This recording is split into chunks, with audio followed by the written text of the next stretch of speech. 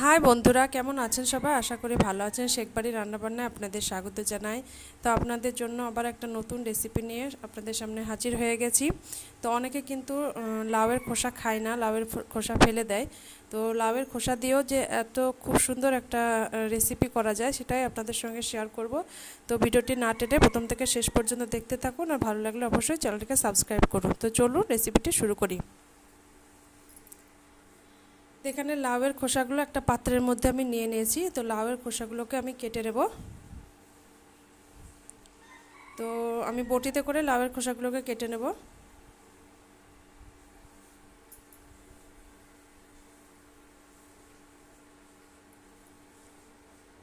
তো দেখতেই পাচ্ছেন এরকম সরু সরু করে লাউয়ের খোসাগুলোকে আমি কেটে নিচ্ছি।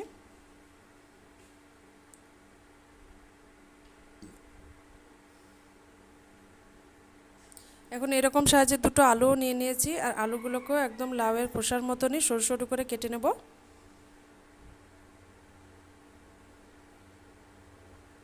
এই যে এরকম সরু সরু করে কেটে নিয়েছি। তো কেটে একটা পাত্রে নিয়ে নিয়েছি। খোসা আলু সব কিছু কাটা হয়ে গেছে। এখন ভালো মতন ধুয়ে পরিষ্কার করে নিয়েছি। এদিকে ওভেনের মধ্যে কড়াই বসিয়ে দিয়েছি। কড়াইও গরম হয়ে গেছে। কড়াইয়ের মধ্যে 3 টেবিল চামচ সরিষার তেল দিয়ে দিলাম। তেল গরম হয়ে গেছে। তেলের মধ্যে প্রথমে দিয়ে দিচ্ছি কয়েকটা কালো জিরে, তারপর কয়েকটা গোটা জিরে দিয়ে দিলাম। সামান্য একটু পেঁয়াজ কুচি আর দুটো কাঁচা লঙ্কা চিরে আমি দিয়ে দিলাম। খুন্তির সাহায্যে একটু নাড়াচাড়া করে দিচ্ছি।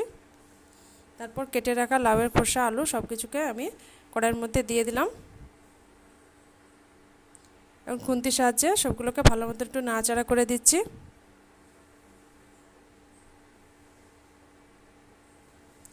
তারপর এখানে স্বাদ মতো লবণ দিয়ে দিচ্ছি। আর অন্য কোনো মশলা কিন্তু এখানে অ্যাড করব না। অন্য কোনো মশলা কিন্তু দিলে তলায় লেগে যাবে আর ভাজাটা কিন্তু ভালো মতন হবে না। শুধু লবণ দিয়ে আমি প্রথমে সেদ্ধ করে নেব। তো একটা ঢাকনার সাহায্যে ঢাকা দিয়ে আমি 5 মিনিটের জন্য কুক করে নিচ্ছি। ফিরে আসলাম 5 মিনিট পর। তো দেখতে পাচ্ছেন ভালো মতো সেদ্ধ কিন্তু হয়নি, এখনও 50% সেদ্ধ হবে। তো আবারও আমি ঢাকনা চাপা দিয়ে 5 মিনিটের মতন আমি সেদ্ধ করে নেব।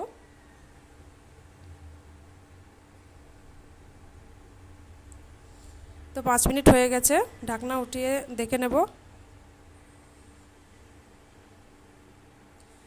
তো দেখতে পাচ্ছেন ভালো মতো সেদ্ধ হয়ে গেছে। একদম লাউ আলু সব কিছু কিন্তু ভালো মতো সেদ্ধ, লাউয়ের খোসা আলু সব কিছুই সেদ্ধ হয়ে গেছে।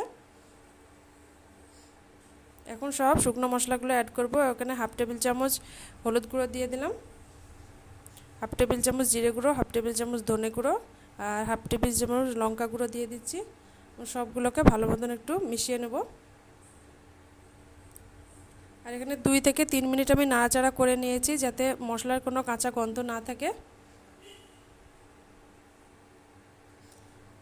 তো দেখতে পাচ্ছেন ভাজা কিন্তু একদম কমপ্লিট হয়ে গেছে। একটা প্লেটে পরিবেশন করে আপনাদেরকে দেখাচ্ছি। তো দেখতে পাচ্ছেন কত সুন্দর লাগছে। এভাবে কিন্তু আপনারা বাড়িতে অবশ্যই ট্রাই করে দেখতে পারেন। ভাত, রুটি কিংবা পরোটার সঙ্গেও খেতে পারেন। আশা করছি আমার রেসিপি আপনাদের ভালো লাগবে। ভালো লাগলে অবশ্যই কমেন্ট করে জানাবেন, আর সাথে লাইক করবেন, আর চ্যানেলটিকে সাবস্ক্রাইব করে বেল আইকনটি প্রেস করে রাখবেন, যাতে নিত্য নতুন ভিডিওর আপলোড সবার আগে আপনাদের কাছে পৌঁছে যায়। রেসিপিটাকে বেশি বেশি করে ফ্যামিলি এবং ফ্রেন্ডদের সঙ্গে শেয়ার করবেন। সবাই ভালো থাকবেন, সুস্থ থাকবেন। আজকের মতন বিদায় নিচ্ছি। দেখা হবে পরবর্তী